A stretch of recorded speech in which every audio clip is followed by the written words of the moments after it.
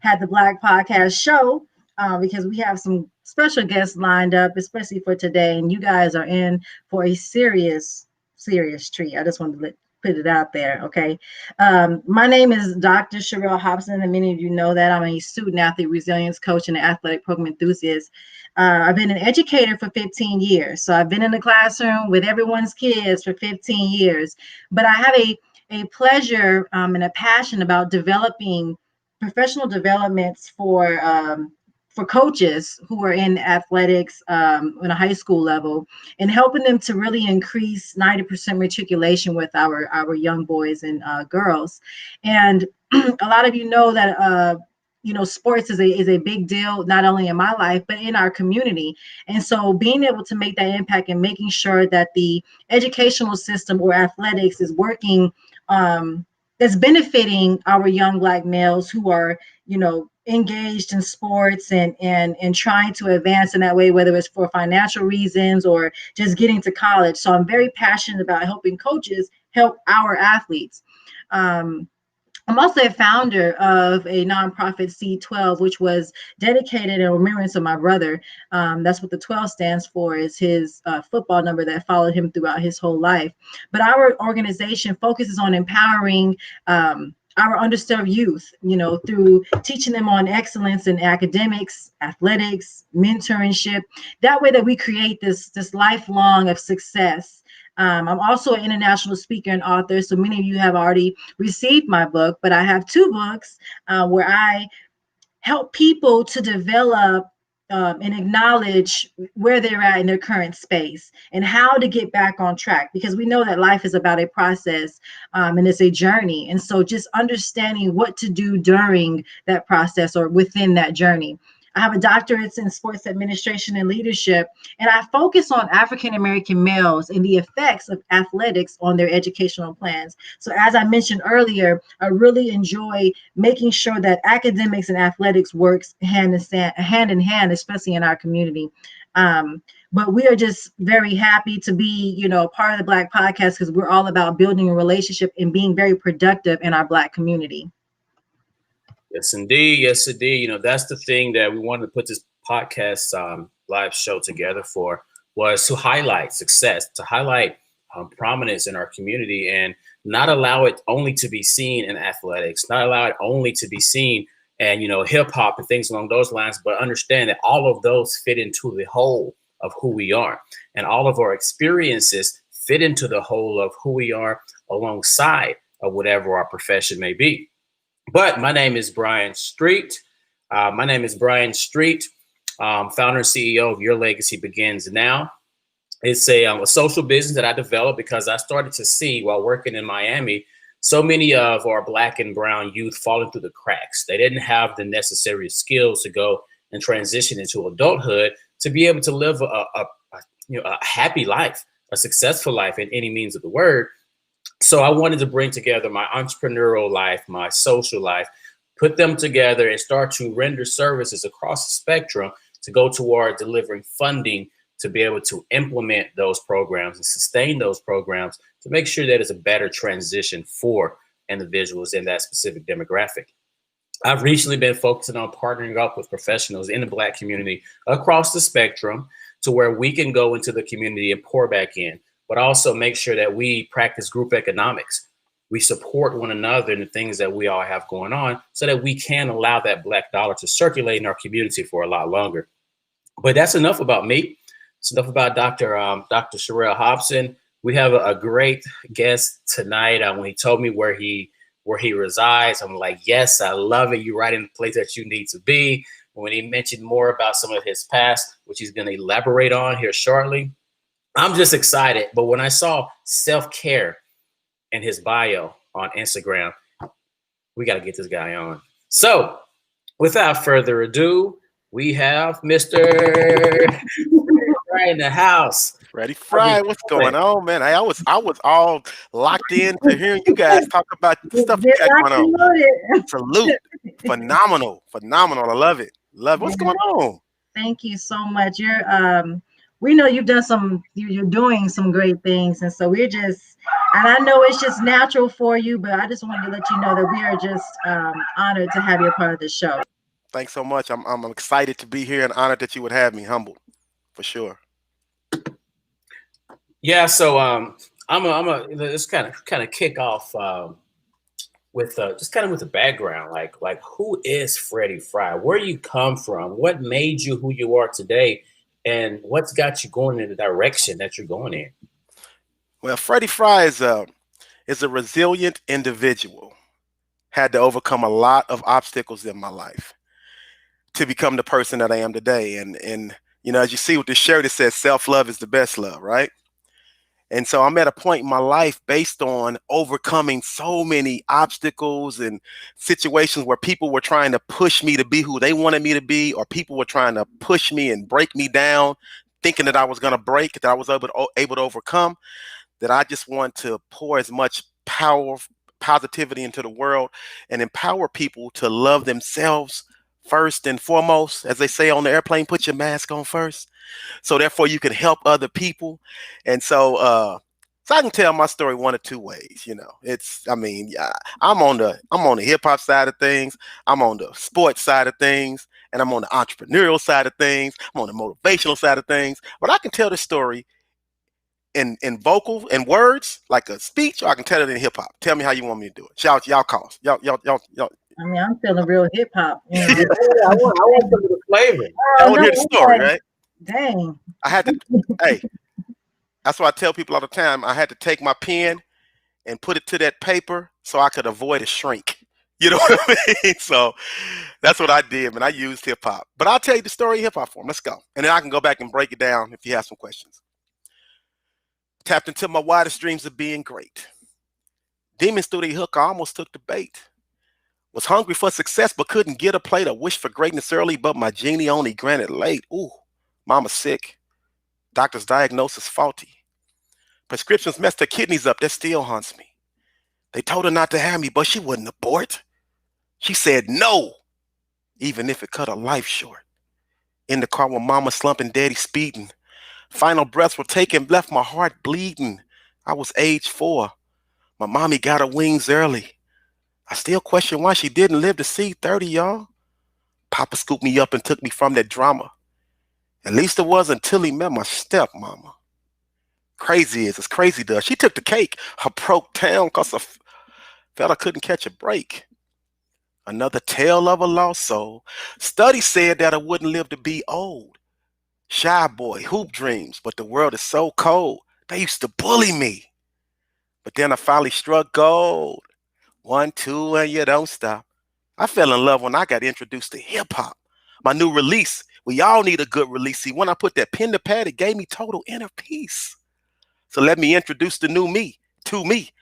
Confidence erupted. I was truly thankful, blessed, no longer just a guest in my own mind, my friends. Dig deep and you will find that greatness lives in you, so go retrieve it in your mind. Keep pushing through, be patient, it will happen in due time.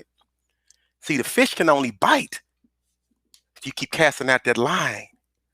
So believe in you, block out the shade, and let your sun shine on through. That's exactly what I did. Living testament. Let's just log off and just thank you for joining the Black Podcast. If you have any questions, just send it to me. Absolutely amazing. And what I love the most about that is that they try to, you know, culture, hip hop is a part of our culture. Definitely. And you know, when they try to make it something negative, it wasn't always something negative. It always, you know, but having that foundation. So I truly appreciate you sharing your life with us. And I mean, that your story is amazing. Like, you know, a lot of us, we feel like, you know, we're trying to put our song together, right? Because our story is a song, you know. Yes. It's like it's your own book. You know, you have your different chapters in there, and some chapters you expected and some chapters you didn't. But it's still yours and it's owning yours. Yes. And so when we think about your song, when you were writing where you first started and how it all started, because we believe that it has to start somewhere, right? There was something that motivated you, something that told you that you were going to be greater. And sometimes it doesn't come directly from somebody, but just a certain situation. And us as Black people, as you see my shirt, I'm all about resilience. Yeah, love it. It's not about what we do in our Black culture where we have all these situations. And so we think because we're able to progress that we're okay. Yeah. But the fact that you identify the challenges of your life is what made you who you are today. And so when we go back to the very beginning, what was that initial wow, I'm going to be great? Or what, was it something? Because sometimes it's someone saying something to you. But at what point in your life, with all these things going on, from your mother to moving to transitioning to all these challenges of people doubting you or whatever, what was that moment like when you realized I'm not my situation? Like, I when was think that? it was for me. Okay, so you got to realize that in Tulsa, Oklahoma, even as what 500,000 people in Tulsa surrounding areas, right? So I grew up in North Tulsa. North Tulsa is the ghetto. That's the hood, right? And so I grew up in that area. And at the time that I was coming up, most of the Black people all lived back north. Now we spread out all over the place now in the city. But then we all pretty much stay back north. And so, of course, my mom passed away when I was 4 years old, right? My dad didn't take the typical route of having me go stay with my granny or anything. Like he brought me in. So I always salute my pops because he raised me. However, he worked. He was a workaholic. And so he needed somebody to help with me. So he started dating this young lady who eventually became my stepmom. And she wasn't physically abusive. She was mentally abusive. And so she was tearing up my self-esteem. Basically, everything was, I ain't no good, blah, blah, blah, blah, blah. And she was hurting. I knew she was hurt. Hurt people. And she was hurting inside because of something that probably happened to her when she was coming up. So that really did hurt my self-esteem. So I was a short guy. I wasn't a tall guy.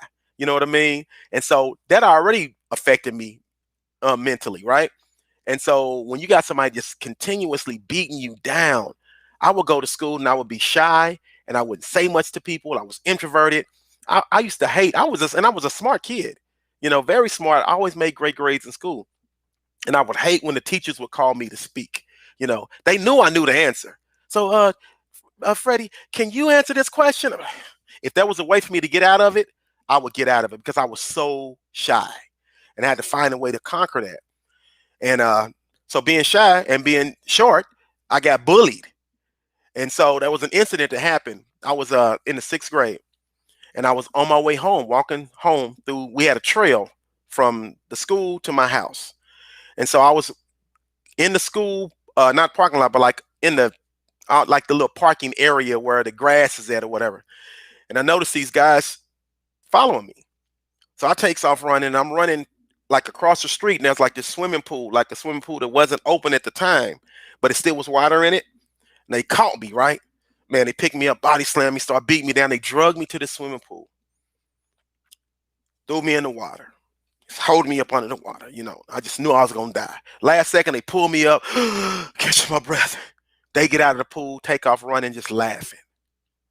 I'm sitting there miserable, sitting there feeling like I was defeated. I don't just get out of the pool and go home. I get out of the pool and I sit on the ledge for a second. I'm a 12-year-old boy and I'm just like praying, God, please give me the strength. Please give me a sign of something to help me get past these bullies and blah, blah, blah, right? And so I get out of the pool, walk home, and I'm defeated. And it's so crazy because back then, we didn't have a whole bunch of channels, right? See, if you had cable, you was lucky. But I just happened to stay up late one night and I was watching this show. This show came on called Night Tracks. And they played this group called Run DMC. And they had a song called Rockbox. And I never forget watching that video. Oh, you suck MC's perpetrating the fraud. I was like, oh, that was my calling. That was my awakening. I was like, whatever they doing, that's what I want to do. And so I became this big Run DMC fanatic, right?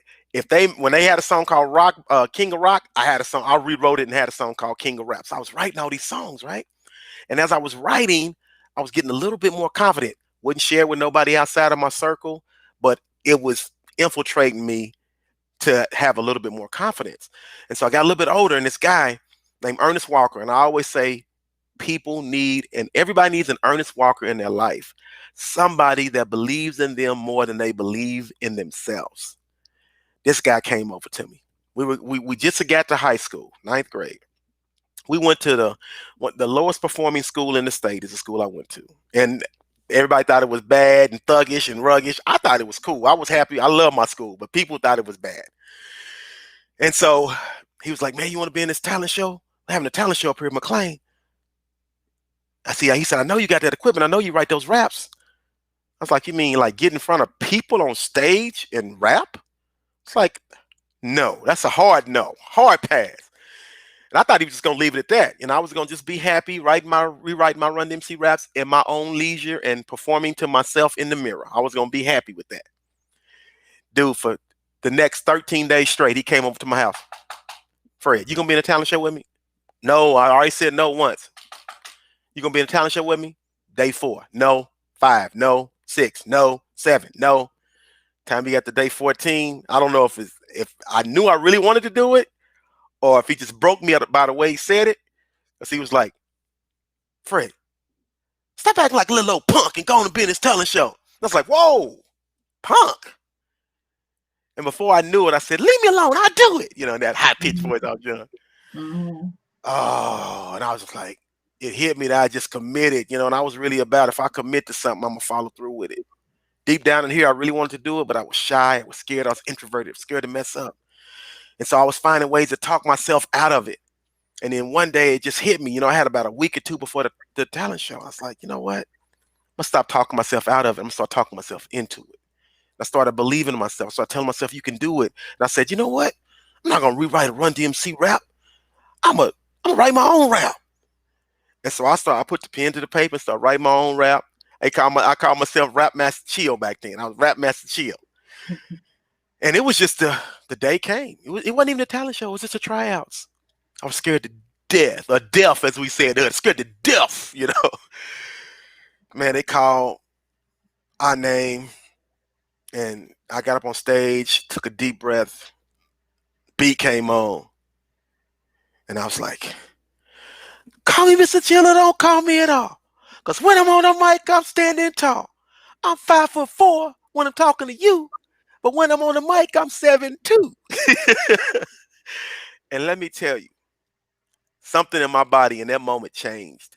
Everything changed. All the shyness went away. The confidence came. My personality erupted. People started knowing my name. And I just became a whole different person. Just because I decided to believe in me, because somebody else believed in me enough to push me to believe in myself. That was the moment that I realized that, you know what? I'm bigger than what people thought I would be.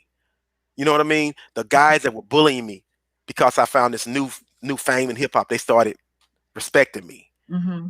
Everything changed. And that was the moment that I was like, you know what? There's something greater out there for me. But it all starts with me believing in me and loving myself enough to bet on myself. And I bet on myself and I hit on my bet. And I implore anybody out there to second guess and to doubting themselves or letting other people dictate the way you think or dictate the way you live. Take a second, believe in you, block out the ignorance, block out the noise, and give yourself a chance to win. Give yourself a chance to go to a level that you never thought was possible. Mm-hmm. But it all starts with you believing in yourself, and it all starts with you loving yourself. Wow. You know, when you talk about abuse, verbal abuse, people, you know, we grew up where people said stick and stones may break your bones, or words words hurt.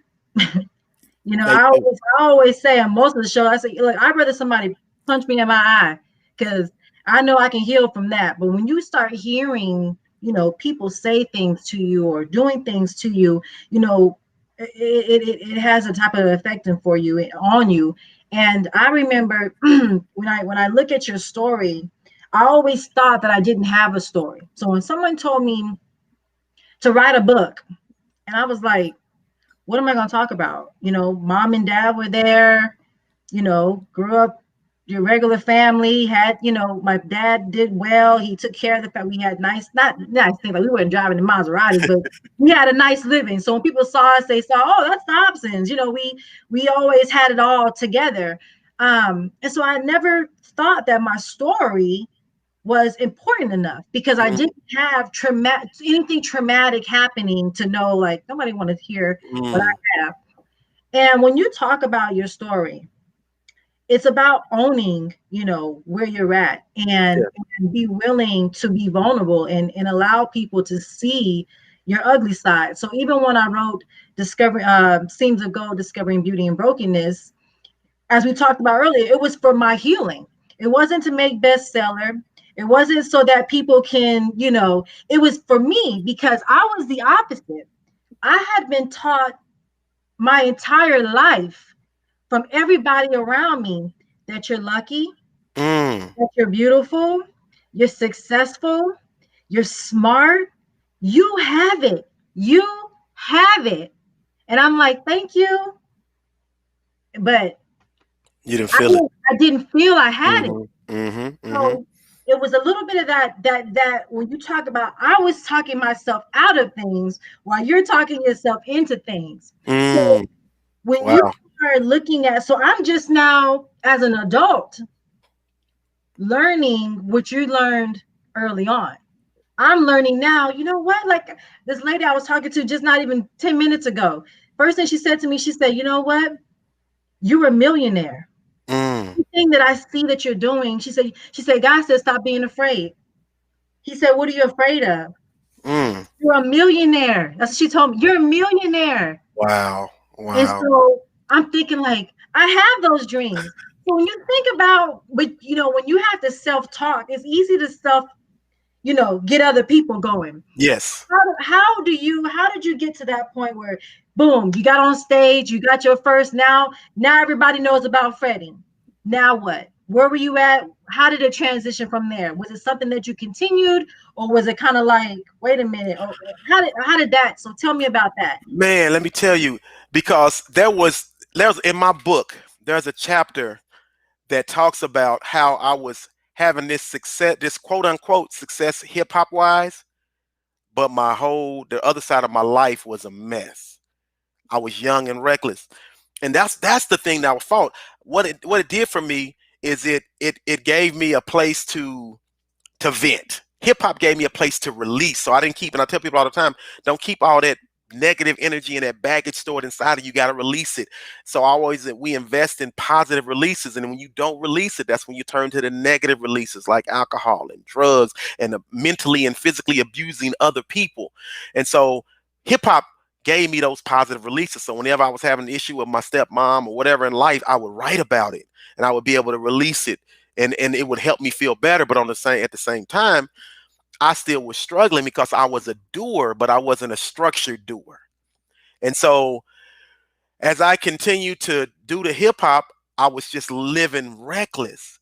And so I wind up dating a young lady, and we wind up having kids. 4 kids. I had 4 kids by the time I was 25 years old by the same young lady. As I was in this, my hip hop name is Player 1000. As I was having this success, you know, creating one of the biggest hip hop songs in Oklahoma region. It actually went international. I went to Japan a few years ago because we got this big overseas following. So all this stuff was happening, right? But my personal life was in shambles. And so my kids got a little older. They were living with their mom. I wasn't dating her anymore. And I woke up one day and I had this epiphany, and it hit me. The first thing I thought, because we from the hood. So if you have kids and you ain't with the mom, 9 times out of 10, they're going to stay with the mom, or they're going to live with granny or auntie or somebody. Normally not with daddy. But I was mentally getting myself in a better place, you know, and she wasn't in a good place. And I woke up and I was like, the first thing I thought was, ooh, I get my kids. So I got to get my kids. And so the hip hop side of me, as far as pursuing this, and I was signed to a label. I was on the same label as 3-6 Mafia and 8 by some big national artists, right, out of Memphis. It all died to me. That aspect of it, not the hip hop, but the aspect of pursuing it as a career, because I knew I need to get my kids. And it's a funny thing about life. Once you commit or make a decision, the universe and God will conspire to make things fall into place for you. And people don't understand that. They don't believe that. It's so true, because the moment that I said out loud, I need to gain custody of my children, no more than a week later, their mom called me and said, you know what, can you come get the kids? Hmm. I'm having having a rough time. She still lived in the heart of the hood. She lived in Mhm. the heart of the ghetto, and she was dating, a guy that was not very good. That wind Mhm. up bad things happen. Mhm. And so I got the kids, right? I'm in a 1-bedroom apartment out in South Tulsa, right? And I got 3 girls and a boy, ages 3 to 7. They sleeping on a pallet, excited. I'm like losing my mind, not knowing what the heck I'm going to do. So I got them. They there. A week later, mom calls back. Their mom calls back. Ask me, can you bring the kids back? And by that time, in my mind, I'm like, I'm going to keep these kids. So I told her, I said, I'll bring them back under one condition. She was like, what's that? I said, well, if you ask me to keep them again or get them again, I'm going to keep them. And of course, she's like, well, whatever. Well, yeah, okay. Yeah, whatever. And so I took the kids back, get a call from someone close to her, and they're like, you really need to get those kids. They're in a bad environment. They're seeing bad things. And I already knew what was going to happen. I already knew I knew it was my destiny to have the children. Mhm. Week later, she calls me back.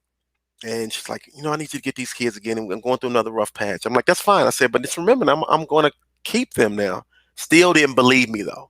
Because that's just not that's not what I'm 26, 27-year-old guy. I want to be doing with 4 kids, raising them by myself. But I was serious. Soon as I went and picked them up, I went and withdrew them from the school that we're in. 3 of them were in school. One of them wasn't. Went there, no birth certificate, nothing. They gave me the kids. They didn't even ask how these kids really yours. I guess they figured the black guy ain't gonna come just grab 3 kids out of school.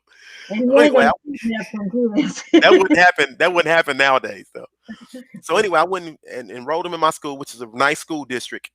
And I just started the process. I started the process of raising my kids. And my number one goal in my life, my reason became, it wasn't hip hop no more. It was raising these kids and keeping them out of harm's way. Mom calls me back about a week later and asked me to bring them back. And I'm like, they don't even go to the same school no more. She's like, huh? That's how out of touch she was with the situation, you know?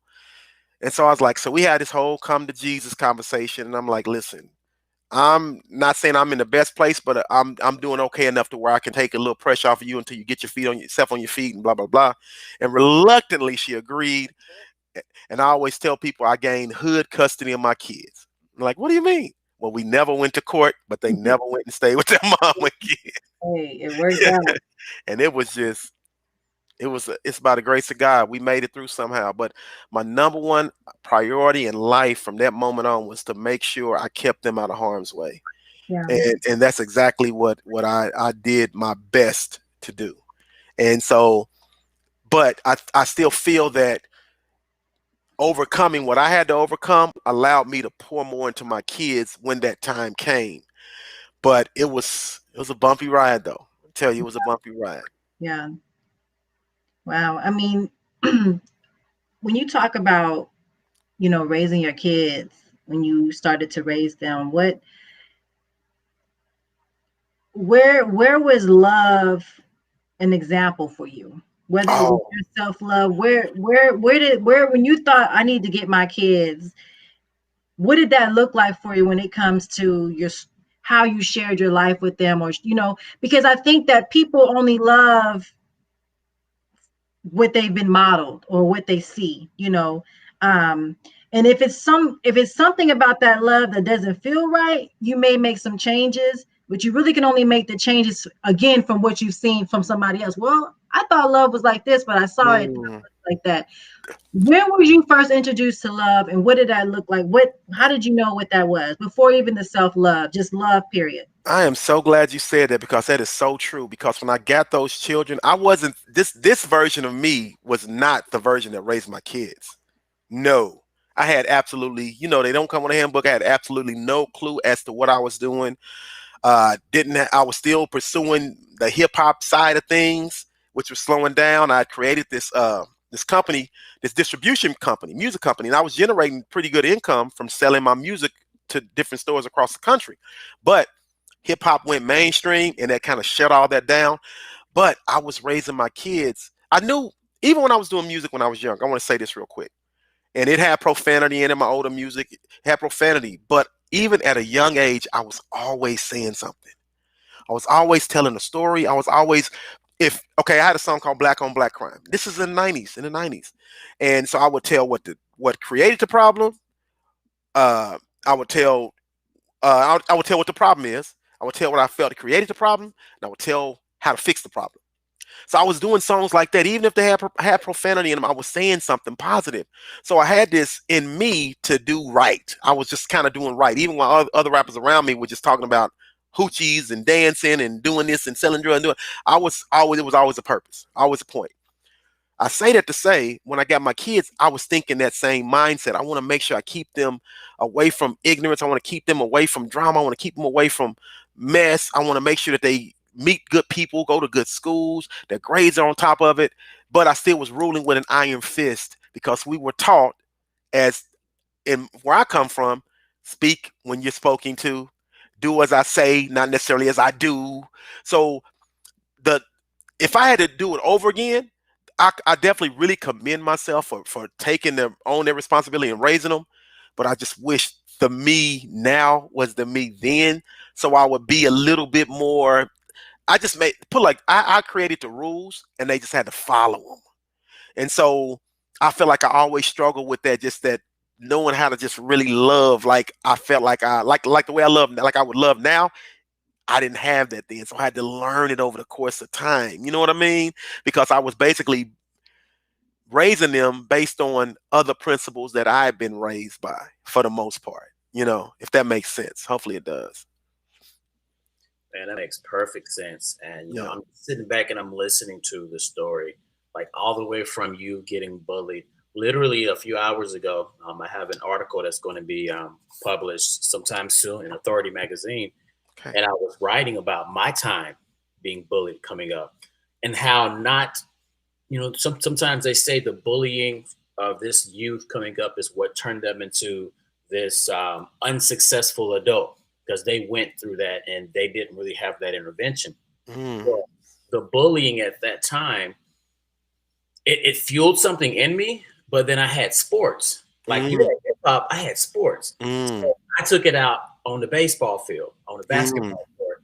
And that's how that's how I became the B Street that everybody respected, instead of the Brian that used to get bullied. Right. Right. Positive release. Exactly. And that's the thing. There's so many of us, specifically in the Black community, we aren't connected to that positive release. We're just, you bad. I ain't got time for you. Just gone. Just don't come over here. And that just pushes them to more and more and more negativity. Yep. And eventually, that's the programming that they download, and that's how they're going to operate throughout the rest of their life. So, just so much of it is, what continues to push me to do what I do. Now, listening to you and looking at the self-love, the self-care, I'm wondering now, what are the ages of your youth or of your children? And what is that relationship now that you are this type of father, this type of man, like you really embrace and internalize self-love? What is that relationship like now? Man, it's so crazy because I've struggled. Okay. And I don't know if you guys knew this or not, but I'm an Eric Thomas speaker.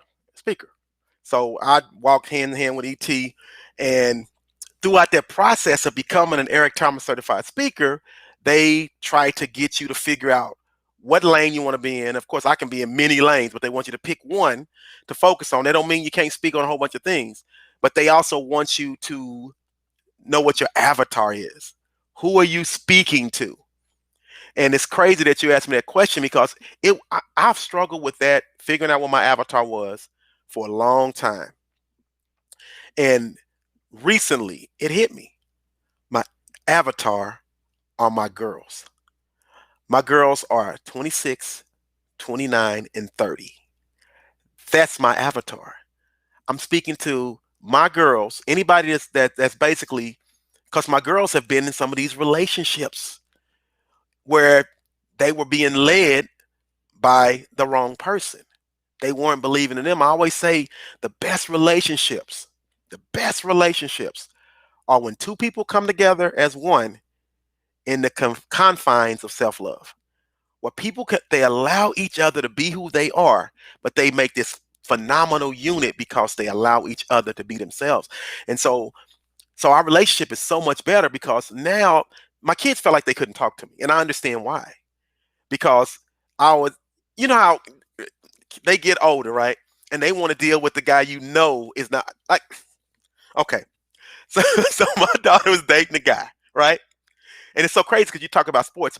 A big part of my life was sports too. It's music and sports, right? And so I see this guy before I knew he was dating my daughter, right? We at this basketball game. He hops out of the car, and he don't see me. He's talking to his homeboy, and the first thing he says, "Where the hoes at?" You know? Yeah, that's what he said, right?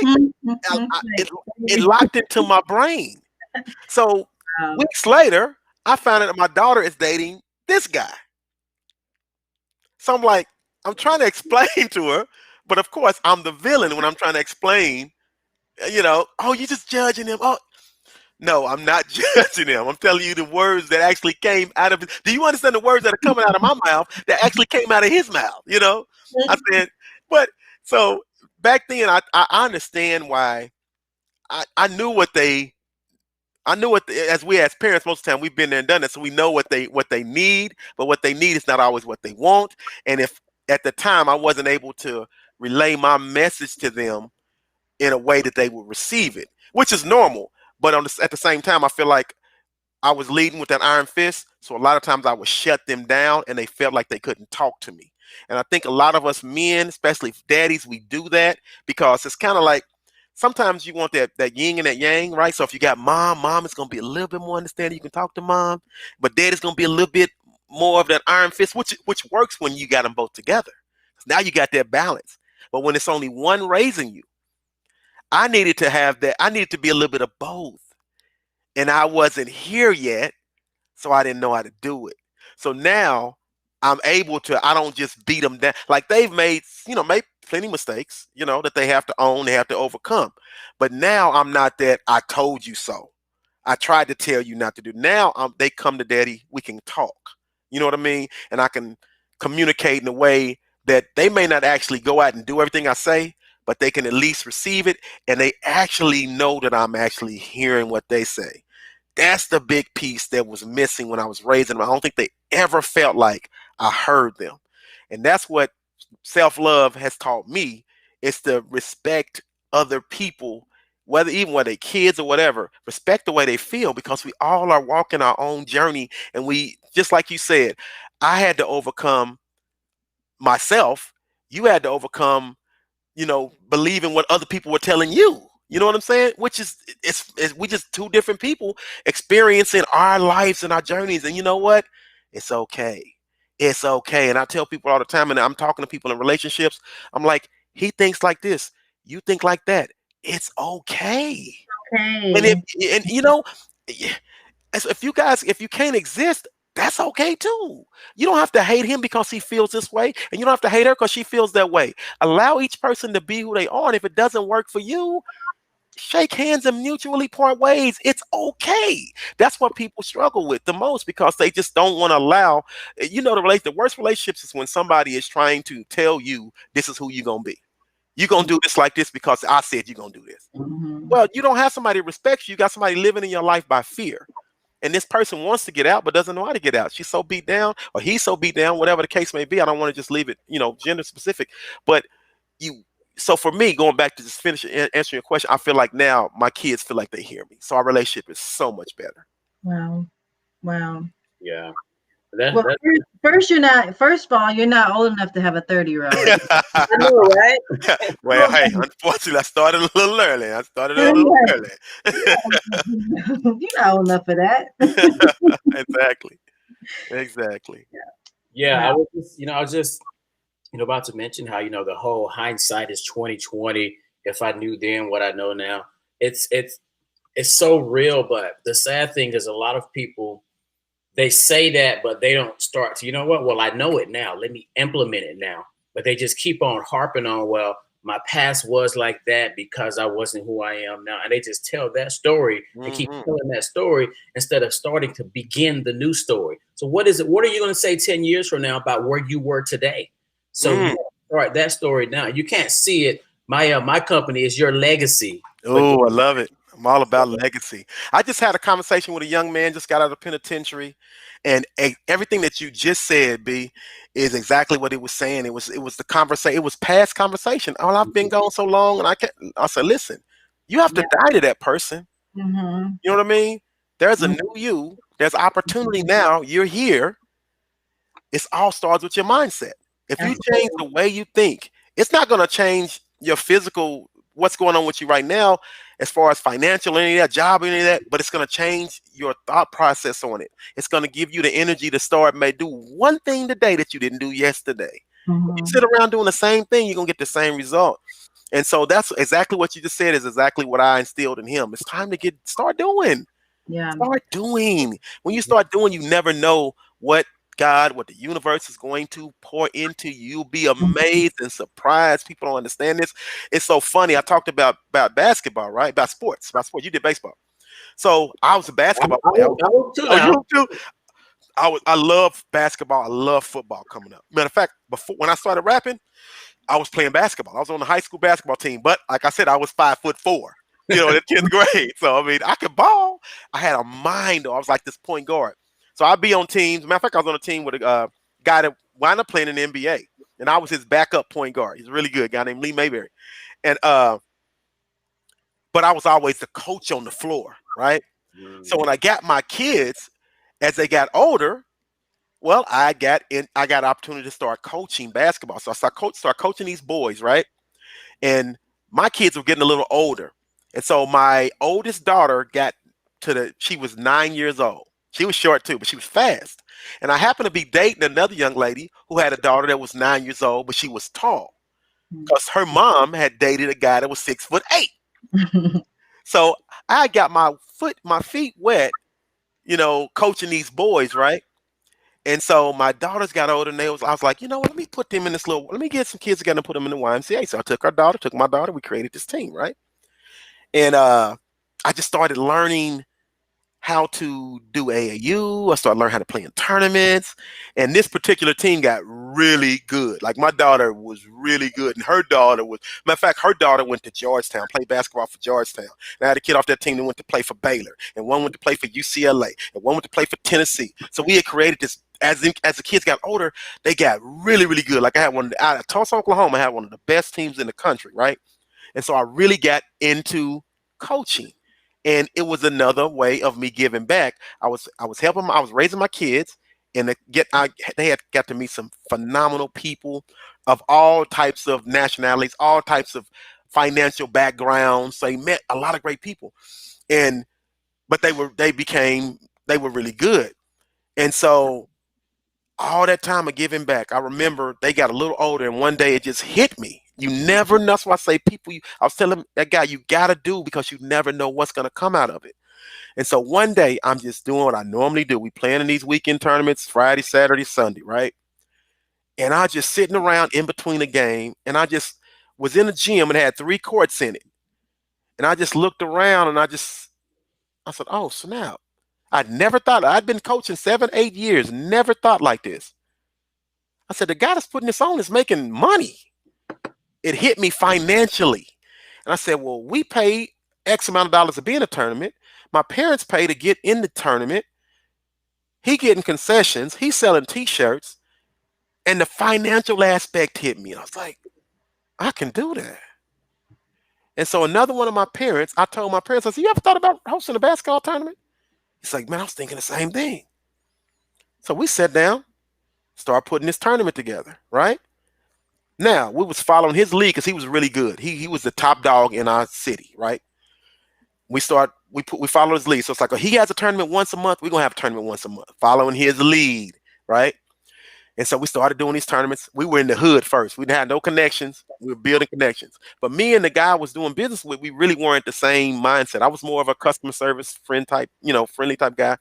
Long story short, 3 years later, I'm still kind of struggling. We're doing the tournaments, but I'm struggling. I'm 3 months behind on my rent doing these basketball tournaments. I was like, man, this ain't working.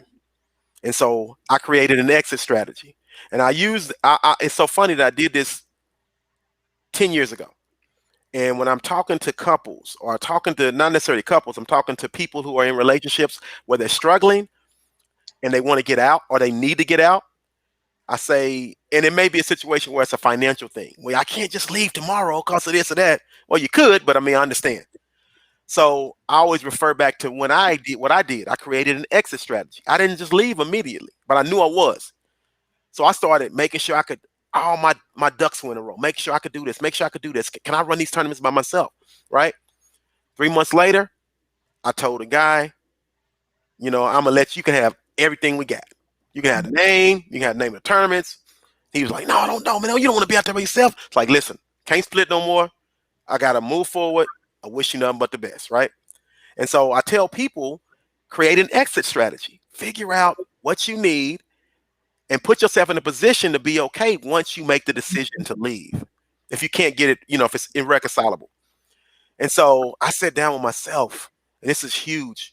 I sat down with myself and I asked myself a question: what problem can I solve? Mm-hmm.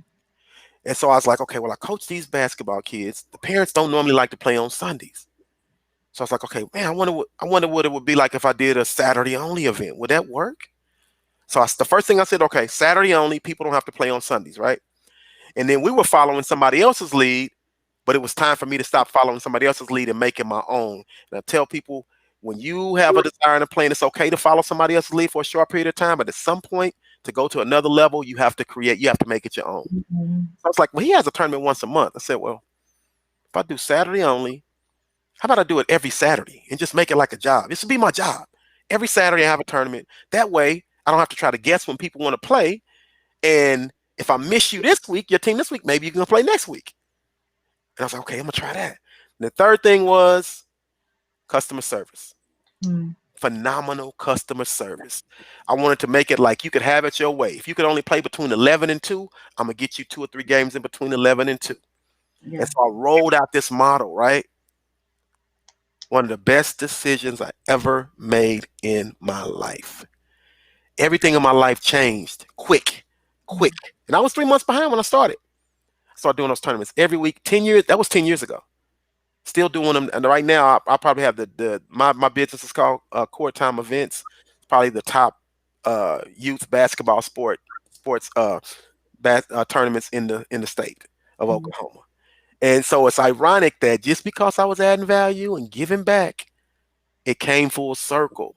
Yeah. You never know. Sometimes you're already operating in your gift and you have no idea. You just have to keep doing, keep being faithful over few, keep giving and giving and giving, and the universe and God will give back to you. And that's exactly what happened for me.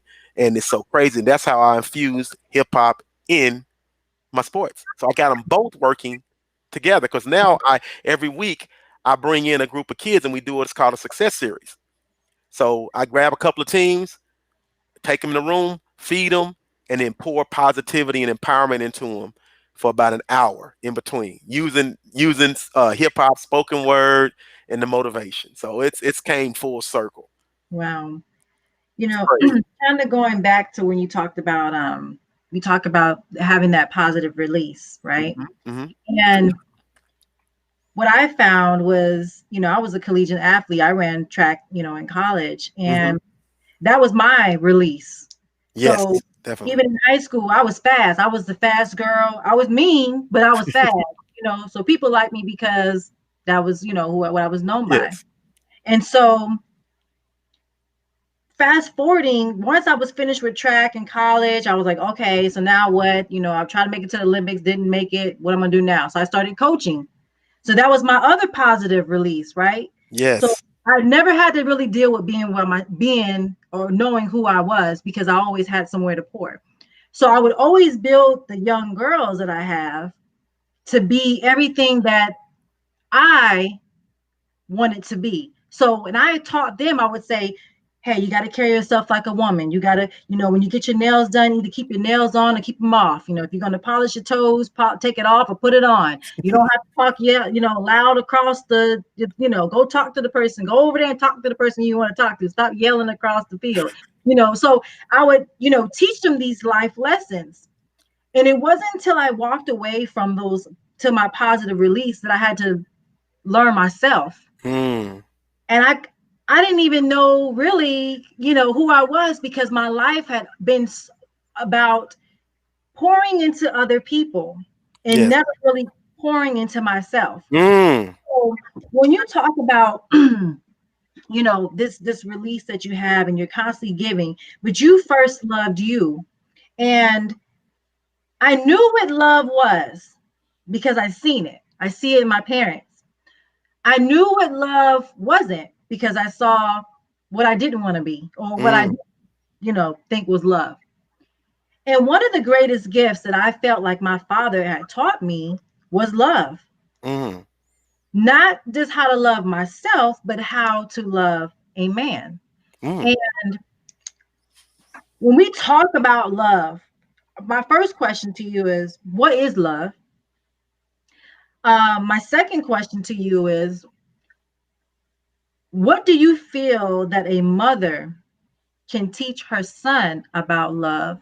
And what do you feel that a father can teach his son about love? And the reason why I'm talking about men is because we deal with it. So when you talked about your avatar, right? You're like, what is your avatar? I'm that person that been like, well, shit, I'm good at this.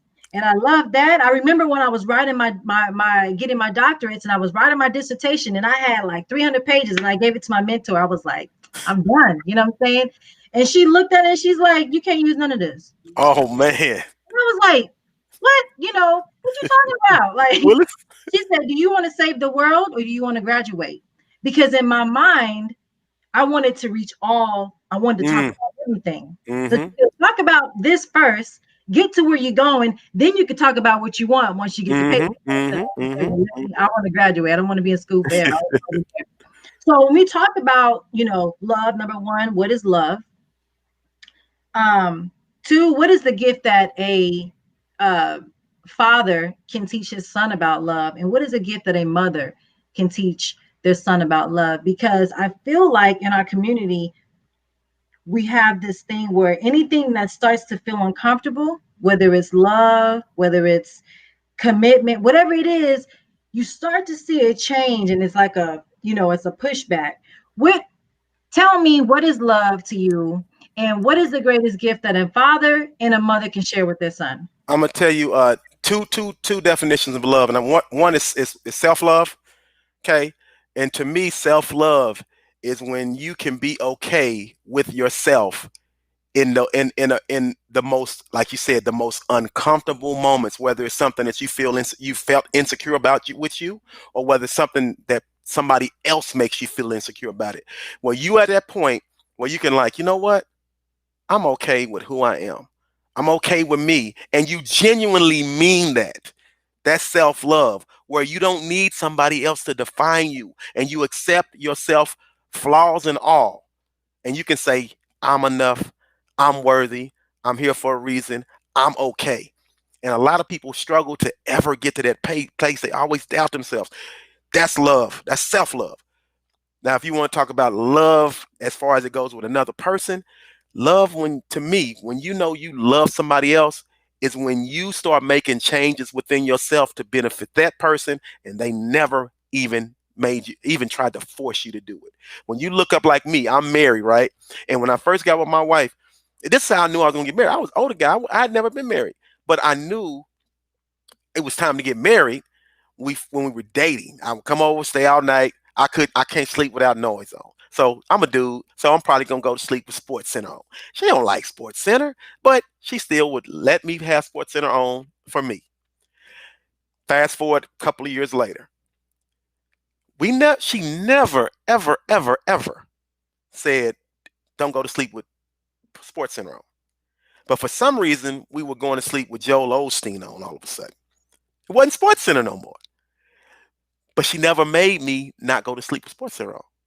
And then all these other little things I looked around, I'm doing. You know, I'm brushing my teeth twice a day. I'm flossing. I'm doing all kind of stuff. But it was never like, you know how you got it. You could have a person that's nagging you to do stuff that you're gonna resent. But when you know you love somebody, that's when you are making changes within yourself that you didn't even that just happened. You didn't even know, and everything is a peaceful bliss when that you feel when it comes to this person. So that's relationship love to me. And so the number one thing that I think or something that a mother can teach her son is to block out the noise of the world and what the world says a man has to be as it relates to himself or as it relates to the person that he's dating. Block out the noise of the world and operate in a space of mutual respect and use the self-love that you have for yourself to and allow the other person to use that to be themselves. Love the world is going to tell you that, and it's changing a little bit, but for the most part it's going to tell you that the man is the dominant and you're going to be you need to dominate over it. No, block out the noise of the world and love and genuinely love somebody for who they are and allow them to be who they are going to be. Yeah. And the best thing that a man can teach their son about love is to be vulnerable. It's okay to be vulnerable because we grow up and a man can't feel. You're not supposed to feel. It's supposed to rub. Toughen up, boy. Straighten your chin up. You better not. No, allow your son to be human because sometimes the tears that person released are the positive release that guy or that he needs to be able to function in this world. You cannot keep anything bottled up, and a man needs to tell his son, let it go. It's okay to not be okay for a short period of time, but understand, young man, you're way too strong to stay down for too long. So you will get past this. You will get through this. Let it go so you can grow. Yeah. That's how I answer that question. Well, we can just leave. You know, we just keep throwing it out there. But I mean, absolutely amazing. And love looks different for for everybody. Yes. But I always say that love looks the same in one place. You know, he loves us the same, Yes. regardless, flaw, Yes. flaw. And Yes. so I always feel like even if you think love is different, even if you experience love different, if you can always meet in that one place, and that one place is always consistent. If we always open the book and we know that love is unconditional, love doesn't judge, love is, peace. That's love, and that never changes. Mm-mm. So you can change your life, your story. You can say somebody told you this 29 years ago or 20, but if you stick to the basics of what love is and grow from that or add to that, I just feel like, it shouldn't be that hard to love someone. You like you said, if you talk about self-love, love someone the way you love yourself. Mm. If you respect yourself and you have morals for yourself, then you should respect the other person and have morals for them. So I really thank you for talking about the father and the daughter relationship, or the when you talk about the mother and son and the father and son. My last thing is, what about the daughter? What is your conversation with your daughter about what love looks like? What is love? How does she know what true love is? Well, and I have these conversations now because unfortunately the gentlemen that they've been dating up to this point have it's been more infatuation. And I talk to them about, let's get past what they look like on the outside. I promise you, the most beautiful. It does you no good to have beauty on the outside and ugliness on the inside, and that's what people forget. They forget that somebody might be fine and just blow your mind. That gets old. I promise you. Had been there, done that. Oh, she was so fine, and then she was so ugly on the inside. All that fineness just went away. Just gone. So give yourself enough time to make sure that outer beauty has matching inner beauty that fits your needs. And again, we've been conditioned to feel and to think a certain way, and it's supposed to be like this, or it's wrong. It's supposed to, no, no, no. If it doesn't work for you, it's okay. Find somebody that has enough self-respect and self-love of themselves that you both can understand when it's not working. And it not be a big old, I gotta fight you and go cut your tires and key your car because it didn't work out. And understand that people will mess up. And when they mess up, sometimes they're gonna go for self. They might get in a situation where I always say, you got to understand, we talk about sports. And one thing we all agree is that we practice every day to get ready to perform or get ready to play in our games. And we practice 2-minute drills. We practice being down by 10. We practice against the press. We never do that in real life. So it's not necessarily what happened to you that broke you or made you lose it. It's the fact that you wasn't ready for what happened to you that made you lose it. If you know that you're dealing with a man or woman and we all incapable and we all are human and we can make mistakes, can and will make mistakes, then you know that if I'm dating somebody, there's a chance that person might cheat on me. You know, if I'm dating somebody, there's a chance that person might lie to me. If you take a moment and just be real with yourself, if it happens, God forbid, you can deal with it better. You're not going to lose your mind. And that's what happens. People get broken because, oh, I never thought she would do that to me. Oh, I never know. It's these, everybody's capable. I don't care how nice a person may seem and how nice they are capable of doing the unthinkable. So allow yourself to think that they can do it. That way, if it happens, you can deal with it. You know what I mean? So give yourself room to feel, but understand that it's okay you're dating a human and you're a human. So understand people can and will make mistakes, and don't let that define who you are just because somebody did. And forgive yourself for what you may have done wrong in the situation. And don't blame yourself if you didn't. That's a whole bunch of real. A whole bunch of real. But those are the conversations we try to have. You know, my daughter, one of them is going through some stuff right now, and you know, and sometimes you get married or whatever for the thinking you're gonna patch up a hole, and it just makes the hole bigger, and that's kind of what happened. And it's just kind of one of those deals where, listen, you can only control what you can control. If you're doing ABC and what the other person is doing is not matching your ABC, and you don't feel good about it, you know, y'all need to have a conversation. If you can't come together, then you have to separate. You have to be apart, and that's just how it works. It's that you can't have kids involved and you guys are at each other's throat. It's not healthy for them. This is 2020. It happens people get divorced, people break up with kids. So how do we coexist as co-parents, right, in separate situations, and show the kids that it's okay, that we can still be cool, we can still be friends, we don't have to be together, but we still have the best interest of the individual child at heart. And sometimes that's the hardest part. And so we have those conversations, not easy conversations, but again, she feels like I hear what she's saying. And then that way it makes it where she can hear what I'm saying. Wow. What do you think is the difference? So what about when you think about self-love versus narcissism? Because I think that people sometimes got this self-love, but it's really something else. What do you think is the difference when you talk about that? When I talk about self-love, I think self-love is that you love yourself enough to not allow anybody to walk over you or mistreat you, not loving yourself enough to where you mistreat everybody else. You know, self-love it's my way or the highway. Self-love is I'm okay like this. Like I love myself a lot, but I still respect the heck out of my wife, and I still would die for my wife, and I still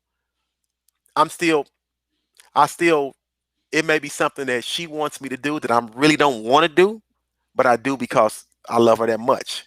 And it's not stepping on me so bad that I'm losing a part of me.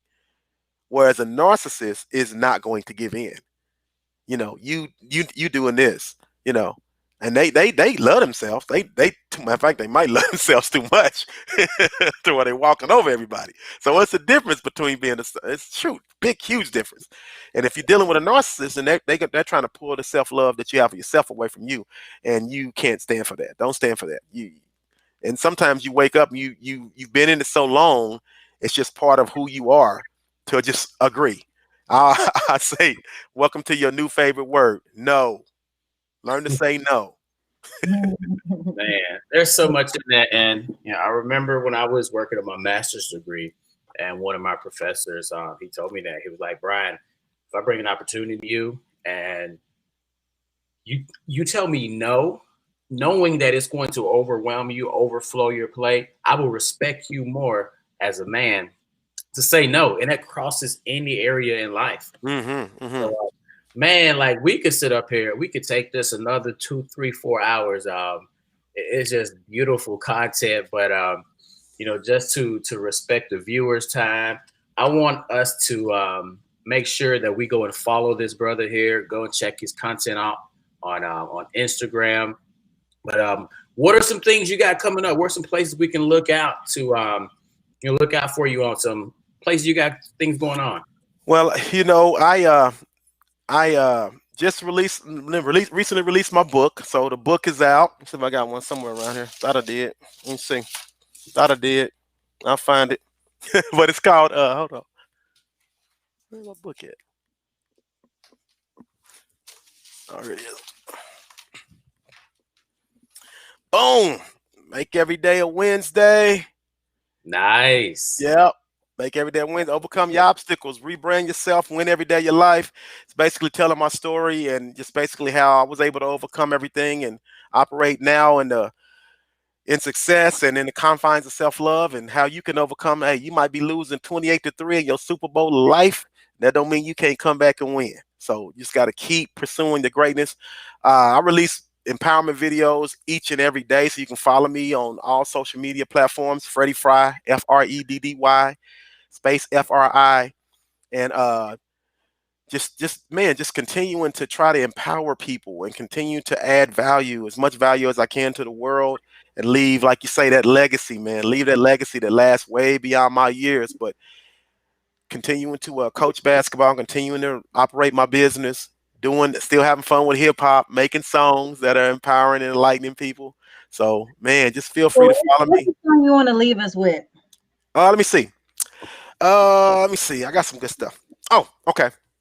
See if I remember this one. Skipping to the money on some hopscotch. Was low level, now we on some top notch. Top of trendsetter, had to revamp. I was hiking with them slackers, had to break camp. Catch me on your campus chasing capital. Dropping daily diamonds, tips are practical. Tactical, my tactics always tactful. Impactful was bashful. Now the place is packed full, and it's me and D Davis on the main stage. Remember, we was broken in that pain stage. Chose a self-assessing, got uncomfortable. Back in the days when I was irresponsible. Epiphany happened, call it God's work.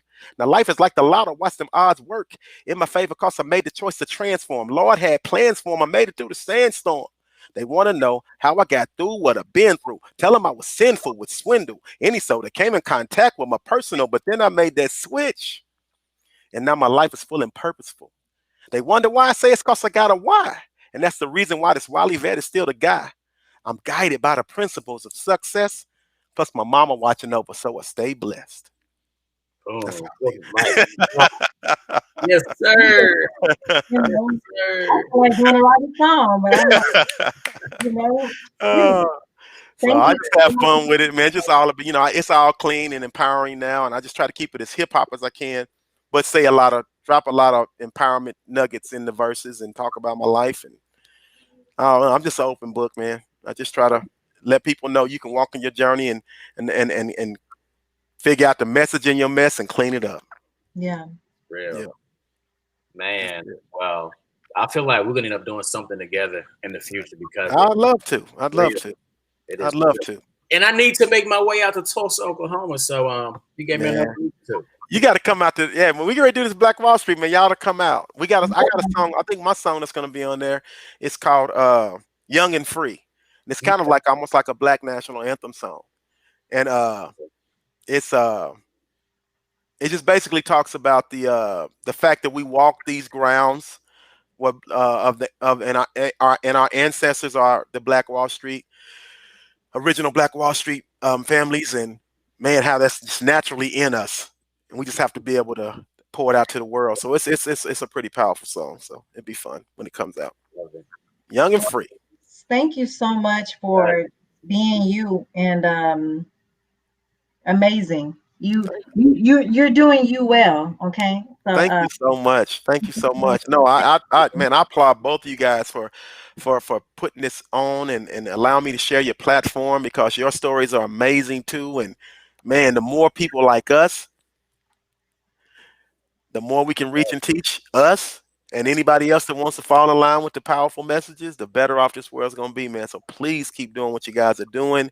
And I'm honored and excited to know you guys and to be one of your guests on the show, man. It's we're honored. not friends, so you know they're a guest. After Exactly. we have to tell you that after you get the invitation, we're now have a friendship. That's So right. That's right. you'll be getting some, emails from us on some things that we have going on. But we want to thank you again, and we'll continue to push your content and continue to support you, because you're you and you're doing you well. So I appreciate you.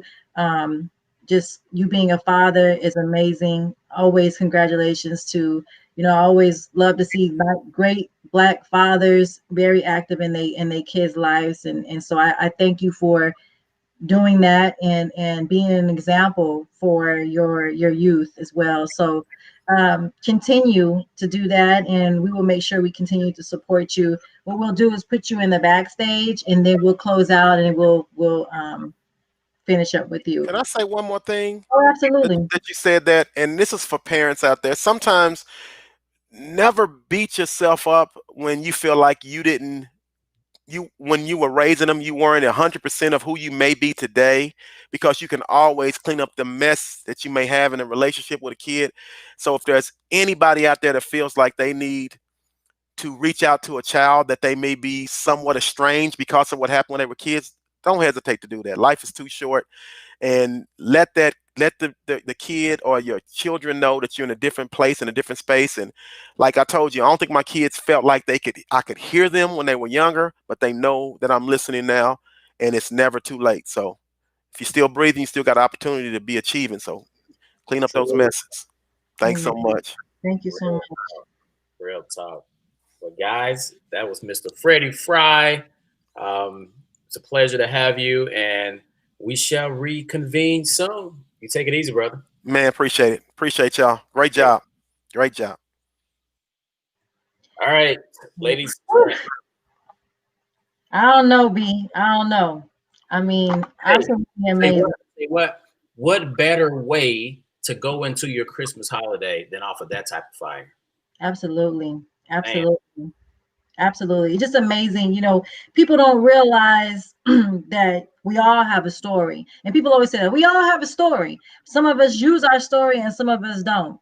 And so your story is meant for other people. It's never meant for you. And so when people are sharing their story, please look at their life and never think because you're an adult now, and now you're 40 or you're 50 or you're 60, that you can't still recreate your story, because you still have time. And so it's just a blessing. I mean, Mr. Freddy Fri is amazing. He's easy to be reached. You can just, follow him. And even if you tune in once a day and just start hearing things, placing things into your mind that's positive, because we already have enough in our Black community of us telling us that we're not enough. Black women, we have enough of people, men, telling us that we're not tall enough, that we're not light enough, that we're not this or not that. Black men getting people already telling them that they're not smart enough. We have enough of that. So now you have to make sure that you are tuning into the people and the guests that we have on this show, because they are constantly doing positive things in the community. And they're not just doing it every once in a while. That is their life. Their purpose in life is to bring light and hope and motivation to people. So please make sure you follow and support them as well. You muted, B. So yes, indeed. And with that being said, we thank you all the viewers. We'll be back again Same day next week, next Tuesday again. Next Tuesday, we're gonna close off the year with a great guest. But we just thank you for tuning in, everybody. Please have a happy, safe, family friendly but safe holiday, and we shall see you Small, next. Yes. big group. Yes.